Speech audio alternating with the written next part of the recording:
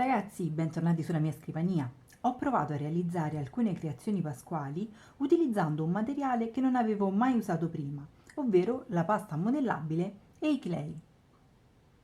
Questa pasta modellabile, disponibile in moltissimi colori, è atossica, non si attacca né ai tessuti né alle superfici, è molto elastica e bisogna lavorarla molto velocemente perché in breve tempo si asciuga all'aria. Questo può essere considerato un vantaggio perché, a differenza delle paste sintetiche che conosciamo, non ha bisogno di cottura. Inoltre la creazione risulterà leggerissima e anche morbida e gommosa. Alla fine del video vi farò vedere che sembra quasi uno squishy. Con questo materiale ho realizzato un coniglietto, un pulcino e una pecorella. Oggi vi farò vedere il coniglietto.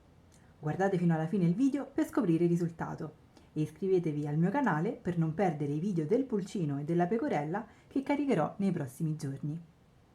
Vi lascio al video. Ciao!